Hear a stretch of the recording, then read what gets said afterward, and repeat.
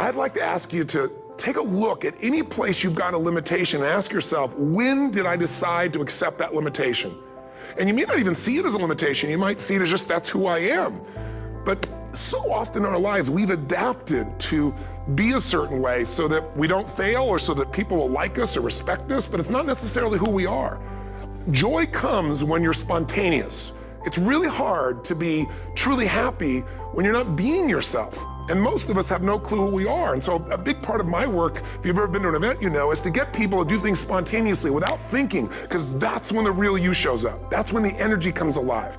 And when you do that, when you start to connect to your true nature, suddenly there's energy available for you to set a higher standard for what you want in your life.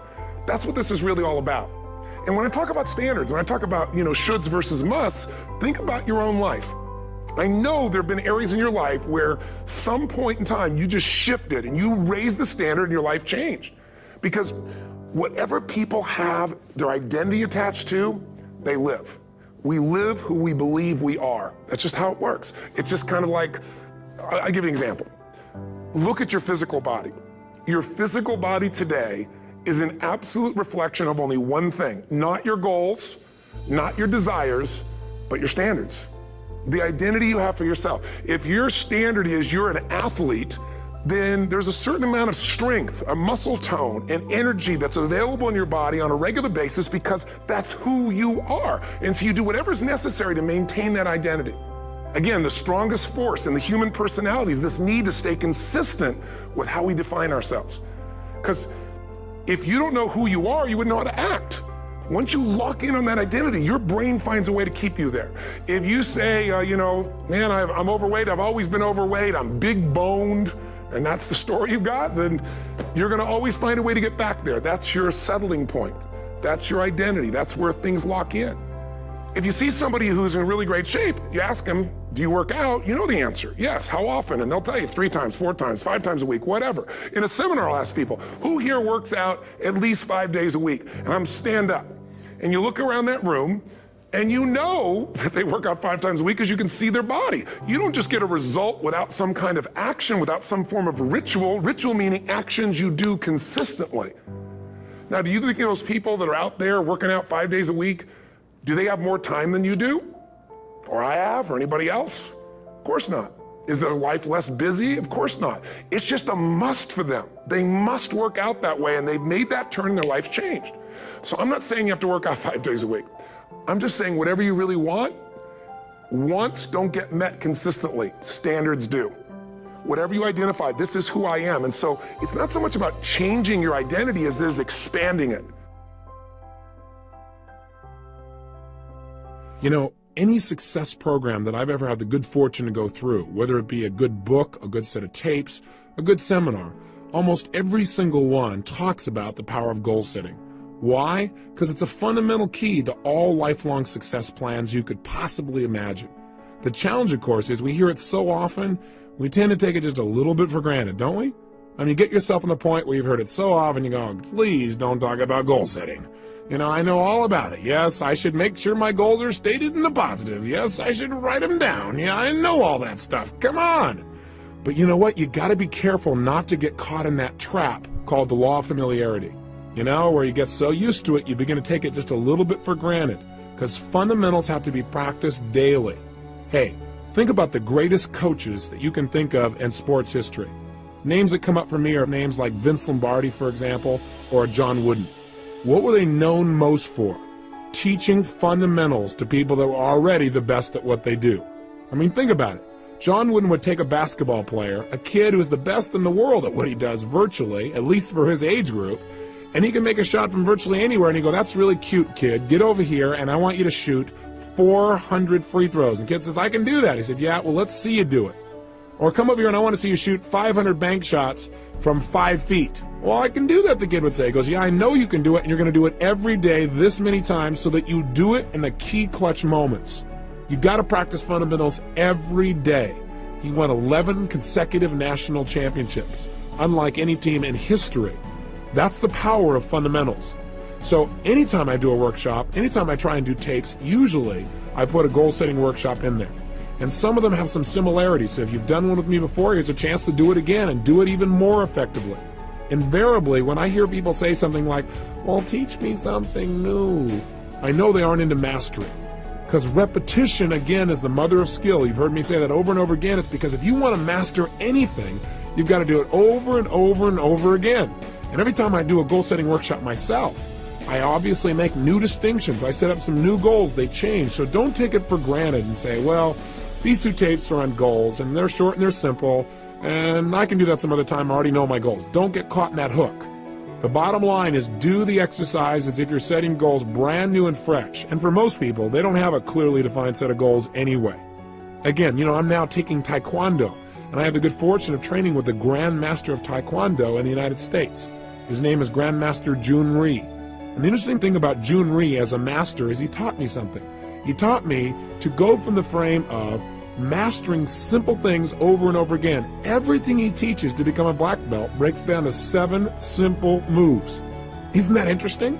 Now what's interesting is he says that most people never make it to black belt because they keep coming in and say, show me something new. He said, no. You have to master the fundamentals. And if you do those and you do them over and over again, you'll be a black belt easily and consistently. So don't get caught in those traps. Break through the bonds of your past and look at the world in a whole new way where you understand fundamentals must be practiced daily, and you'll do whatever it takes. You're not bored by fundamentals. You get excited about doing the daily things that create the ongoing level of happiness and joy you want for a lifetime. Now, let's take a quick look. What is the power of goals? Why do we talk about them so much? Why do we need to use them? Why are they important? Answer, with goals, we create the future in advance. We create our destiny. We shape our lives. Hey, we all have goals whether we know it or not. The problem is some people have really lousy goals. And whatever your goals are, they're affecting you. Maybe your goals are to get through this day. Maybe the goals are how to pay the lousy bills. The problem with goals like that is they don't exactly inspire you and get you to jump out of bed early in the morning saying, I can't wait to go out today and pay my lousy bills. Rarely does that really create emotion and drive inside of you.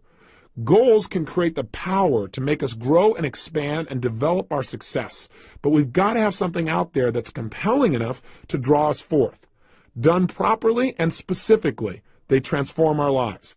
One of my best and favorite examples is a study that was done in 1953 at Yale University. What they did there was an intensive study where they interviewed the graduating class just before they left school. And they asked them a whole series of questions, but the one that was most interesting for me was they asked them, how many of you have a clear, specific set of goals with a written plan for their achievement? Well, interestingly enough, as you might guess, less than 3% had a set of written goals with a plan. 20 years later, in 1973, they went back and interviewed the surviving class members of the class of 53. And they interviewed these people to find out what were their lives like. Well, the interesting thing was the 3% that had written goals that specifically had a plan for their attainment appeared to be happier, more well-adjusted, more excited about their life as a whole. But see, those things are subjective. The one thing that's very measurable is this. The group of people who had written goals were worth more in financial terms than the entire other 97% that didn't have goals combined. Think about that. That's the power of goal setting. I can tell you in my own life, it has transformed me. That you can know all the techniques of how to condition yourself to succeed, but if you don't know why you're doing it, if you don't know what it is you're moving towards, then it's rare that you're going to get the most out of yourself. Years ago, I had the unique good fortune as I began to study some of these technologies for optimum performance. I was invited to go to Russia, and I spent over there approximately 2 weeks. During that time, I got a chance to explore many aspects of Russia. I got to go to the universities. I got a chance to meet with some of the people who were involved in optimum performance technologies. And in the process of doing that, I found myself on one stretch where I was on the Trans-Siberian Railway, where I was going literally from Moscow all the way to Siberia and then back to Leningrad again. We're talking about a large stretch of land and a lot of time to just think. During that time, I was just starting to develop some of my personal power. I really hadn't created my life the way I wanted it, but I felt like there were some possibilities out there for me. I was still living in my 400 square foot bachelor apartment. I was still overweight. I was still in a position where I really didn't have my life where I wanted it in terms of my relationships. But on that trip, for 2.5 days, all I did was set goals, and then for another 2 or 3 days, all I did was design plans on how I was going to achieve them. And I set goals that were well beyond my present ability or skill. I had no idea how I was going to make them happen, and that's important. But I operated from a principle that's talked about in every religion known to man. So regardless of what you believe religiously or spiritually, it's a common law, and that is the power of absolute total belief and faith. I operated from the frame that if I could get inspired enough, if I found a goal that was exciting enough for me, I would figure out how to make it happen. Even though right now it might seem impossible, I would pull it off. And I laid out goals for my life in virtually every area. Personally, emotionally, socially, spiritually, physically, financially. And I chunked down, what do I want in my life ultimately, and what do I want right now? And a lot of areas I thought, well, I can make it happen. I figured I can get control of my emotions. And so I set goals about how I wanted to be, how I wanted to communicate, how much joy I wanted to have, how much passion, how I want to live every single day, the kind of person I wanted to be as a human being. I described my relationships. I described the woman of my dreams in detail. I took 6 pages to describe exactly the kind of person, mentally, emotionally, socially, and spiritually I wanted in my life, and physically. Described her in detail. In addition, I described how I wanted my kids to be. I described everything. Now you might say, well, gosh, you're really creating a lot of limitations. I set goals, and I look at them, and then I review them and see if they still make sense to me. But I did it in detail. I also did it in the area of finances, and I set some pretty absurd goals. I decided I want to make $250,000 a year in personal income. At the time, I was making less than $3,000 a month. $3,000 was a good month. Guess what happened? I came back. I laid out this plan. In fact, I did the plan on the back of a map that I bought in Russia. I have it to this day where I broke down the whole thing. I show it oftentimes to people in my seminars so they get an idea of where I was and what I actually created just by designing the roadmaps necessary for success. I came back and began to implement it. A lot of my plans, I have to tell you, did not work out. But I achieved over 80% of my goals in less than 12 months. I mean, massive change. I went well beyond anything I dreamed of. I changed myself physically. I lost all the weight. I changed myself emotionally and developed the confidence that was necessary. I changed myself in my relationships massively. I attracted the woman of my dreams. I married her about a year after that.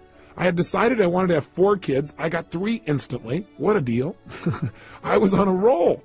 I took myself from totally broke financially to over $1 million net worth in less than 12 months. You talk about massive change. My life changed in every level. I mean, I can tell you how much my confidence changed, but you might go, oh, big deal. But it did. My level of confidence, my level of faith, my ability to create rapport changed radically. I mean, and I also set thing goals besides my personal development goals because I had felt confident that I could probably accomplish some of the development within myself.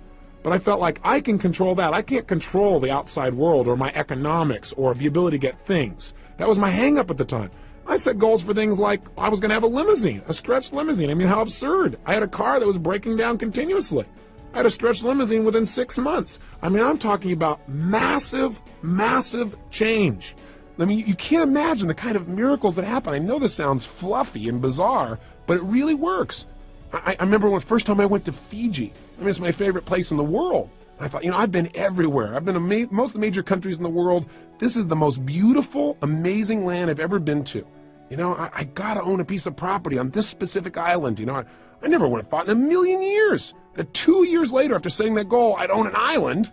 Or that I own a resort in Namali. It's one of the top 3 resorts in Fiji now. And I go there 4 times a year with 20 of my best friends, and we all have a blast.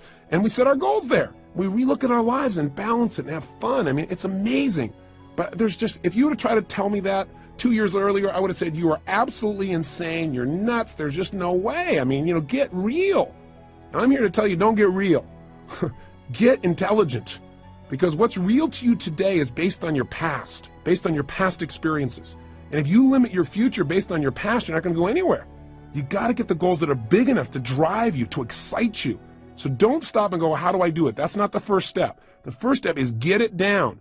And if you do that, you can create your island, your paradise, whether that be something emotional inside of you want to create, like a character change or a behavior or a habit, or whether that's a business you want to start, or whether that's some kind of money you want to earn or something you want to do for your children. I mean, I'm telling you, it can happen.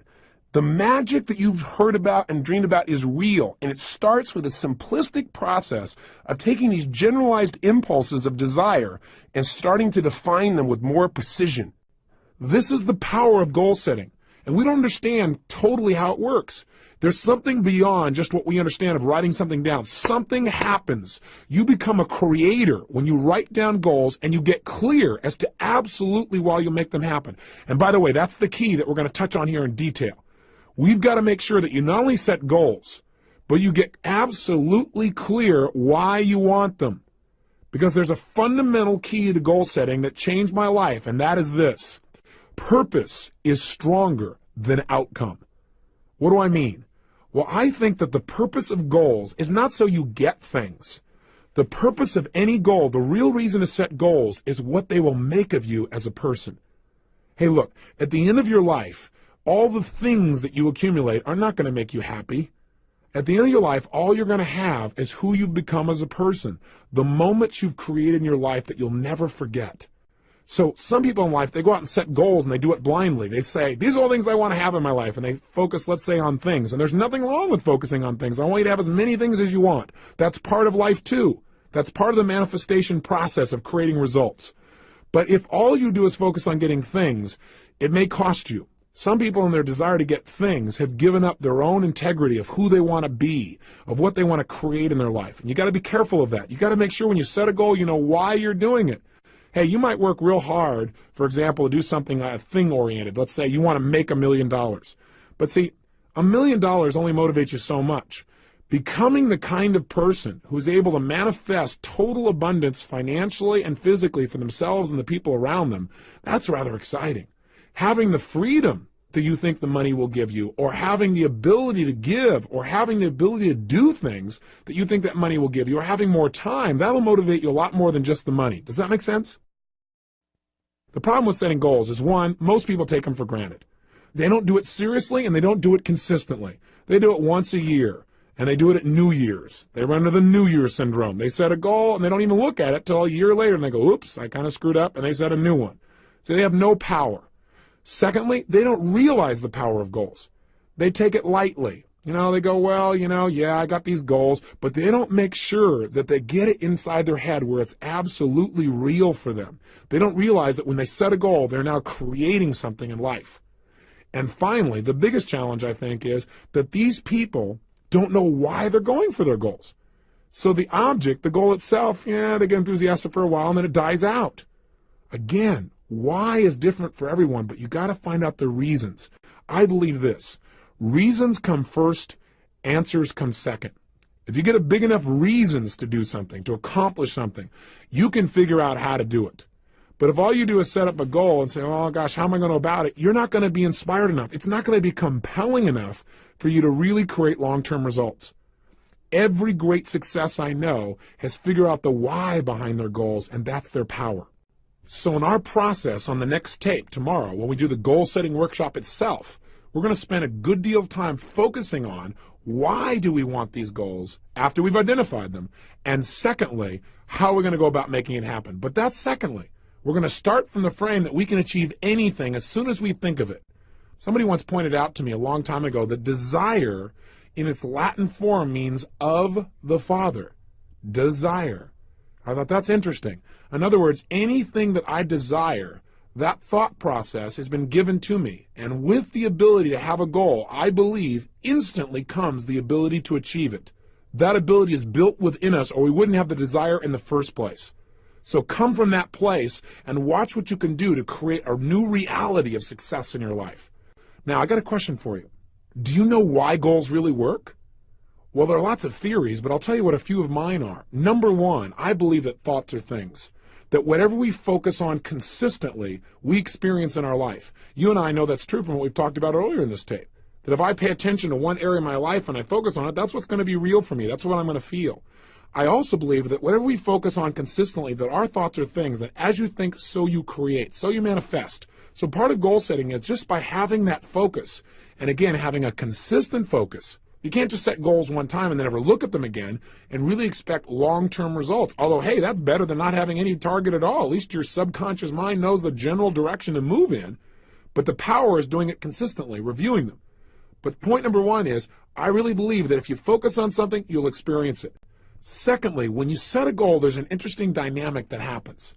And that is, when you set a goal, basically you're acknowledging to both your conscious and subconscious minds that where you are right now is not where you want to be, which is you begin to notice the distinctions between where you want to be and where you are. And as you feel that distinction, your brain becomes dissatisfied.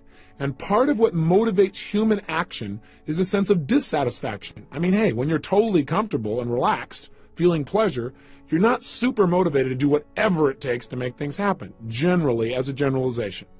However, when we get dissatisfied, that's when we got some real power. In fact, I tell most people in life, one of the biggest traps that most people fall into is called success. For a lot of people, success is a trap. Because what happens is when they get successful, oftentimes they tend to party. When they fail, they tend to ponder. And out of that pondering, sometimes they make some new distinctions. Dissatisfaction is a power that you want to take advantage of, not something for you to try and hide yourself out from.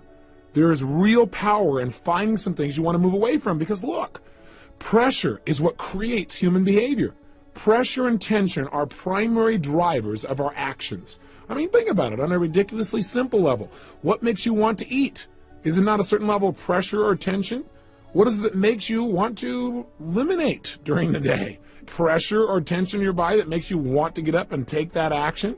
What makes you want to make love and be with somebody? There's a certain amount of pressure that creates that feeling. Learning to manage pressure and tension in your life is probably one of the basic fundamental lessons we all must master if we really want to have a balanced life where we really feel happy and successful. But learning to use pressure and goal setting is absolutely critical. With literally no pressure to go for it, we have no motivation. And so a certain amount of pressure is generated when you clearly define what it is you want and you see that you aren't there. It creates a gestalt where your brain says, hey, I want that. I'm not satisfied where I am. And you begin to have that drive. Don't hide out from it. Welcome it. Look at it every single day. Pressure isn't necessarily negative. It can be very positive, again, if you look at it as a tool for influencing yourself to take consistent action towards your success. You all know the metaphor, don't you? I mean, pressure is how diamonds are created. They're just rocks that got under intense pressure, and now they're turned into a gem. You need to use that same metaphor for yourself and use goals as a way of pressuring yourself. Because, see, I know a lot of people, when they think about goal setting, they say, well, I don't want to, commit to somebody else about this thing because then I'll feel all this pressure. That's great. That is fabulous. That means you're not going to back out.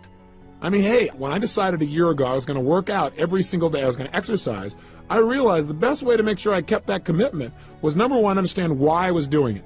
Not just say I'm going to exercise. And I realized in order to accomplish the level of goals that I have in my life, I need an abundance of physical energy, vibrancy. So I have something to communicate with. So I have something that can drive me. Without that, I end up running out of emotional gas while I'm continually driving up this mountain called success. So I didn't want to float down running out of fuel. And I decided I'm going to keep that up every day, and being physically vibrant requires a certain level of exercise. So I understood why, and I linked it to having better relationships. I linked it to having more energy for my kids. I linked it to how I'd feel emotionally. I linked it to my level of physical vibrancy. I linked it to my business success. I linked it to my ability to contribute to others. Boy, I had a lot of motivation going on there.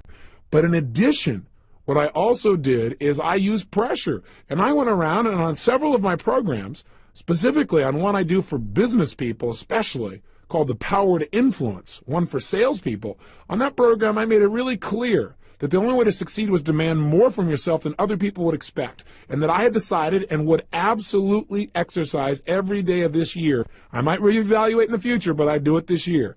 And I've kept it, and I'm telling it to you too, so I have to commit even more. I don't have a way to turn back. Do you follow me? Use pressure to your advantage. Use committing to certain people to your advantage, people that will not let you off the hook. That's part of the why. Sometimes you don't feel like doing anymore, and the only why is, hey, because I don't want to not keep my word. That's okay, whatever it takes to get you to follow through and create results. So this tape today is designed for primarily only one purpose, and that is to get you clear on the power of goal setting, what it can do to change you, and the critical element to success and goals, and that is creating a strong enough why and enough pressure to follow through. One of the ways we can create a strong enough why, by the way, is not just to write down the positive whys. In other words, gosh, I want this goal because it'll give me this and this in my life, or I'll be able to contribute this and that. But in addition, I've learned to create some of the quote-unquote negative whys, something I never would have done years ago. I'd say, God, that's being a negative person. But what I mean specifically is, when I set goals now, I not only write down why I'm absolutely committed to making that goal a reality, but I also now write down, why am I going to get this? And I do it from the frame of, if I don't achieve this, what would it cost me? And I get a list of whys, of prices I'd have to pay not to have the goal. Because see, what we want to do to get ourselves to succeed is link pleasure to getting the goal and pain to not getting the goal. That way our brain will be driven to use all of our resources to make it happen. Does that make sense to you?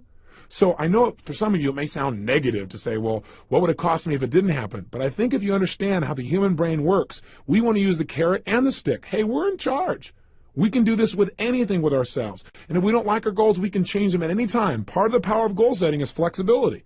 Not just getting stuck because years ago you set a goal, reevaluating and saying, based on where I am and now in my life, is that still the right goal for me? Is that the right direction? I encourage people to set goals no less than twice a year.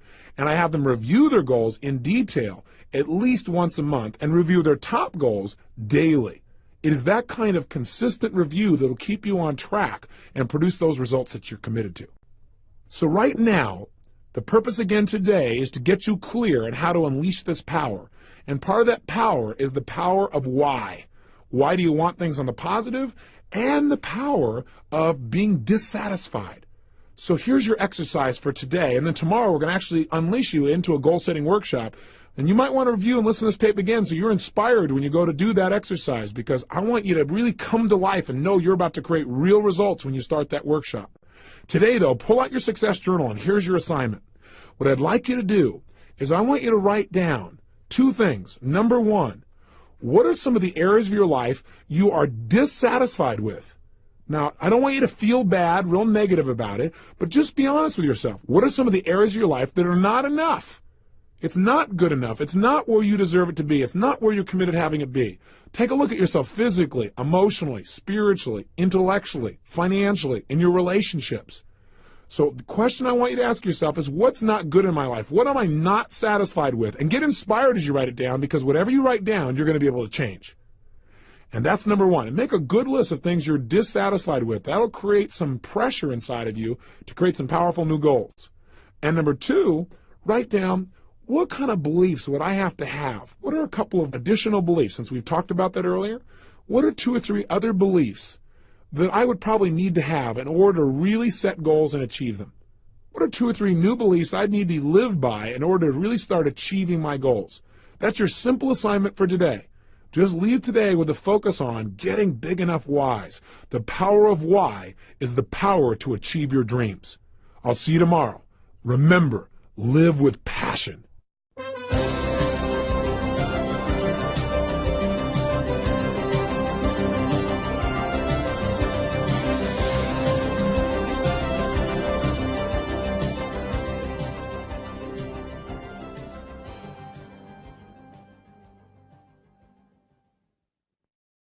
And would absolutely exercise every day of this year. I might reevaluate in the future, but I do it this year.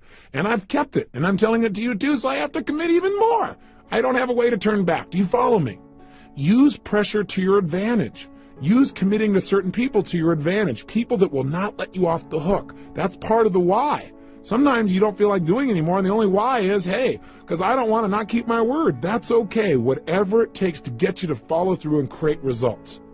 So this tape today is designed for primarily only one purpose, and that is to get you clear on the power of goal setting, what it can do to change you, and the critical element to success and goals, and that is creating a strong enough why and enough pressure to follow through. One of the ways we can create a strong enough why, by the way, is not just to write down the positive whys. In other words, gosh, I want this goal because it'll give me this and this in my life, or I'll be able to contribute this and that. But in addition, I've learned to create some of the quote-unquote negative whys, something I never would have done years ago. I'd say, God, that's being a negative person. But what I mean specifically is, when I set goals now, I not only write down why I'm absolutely committed to making that goal a reality, but I also now write down, why am I going to get this? And I do it from the frame of, if I don't achieve this, what would it cost me? And I get a list of whys, of prices I'd have to pay not to have the goal. Because see, what we want to do to get ourselves to succeed is link pleasure to getting the goal and pain to not getting the goal. That way our brain will be driven to use all of our resources to make it happen. Does that make sense to you? So I know for some of you it may sound negative to say, well, what would it cost me if it didn't happen? But I think if you understand how the human brain works, we want to use the carrot and the stick. Hey, we're in charge. We can do this with anything with ourselves. And if we don't like our goals, we can change them at any time. Part of the power of goal setting is flexibility. Not just getting stuck because years ago you set a goal, reevaluating and saying, based on where I am and now in my life, is that still the right goal for me? Is that the right direction? I encourage people to set goals no less than twice a year. And I have them review their goals in detail at least once a month and review their top goals daily.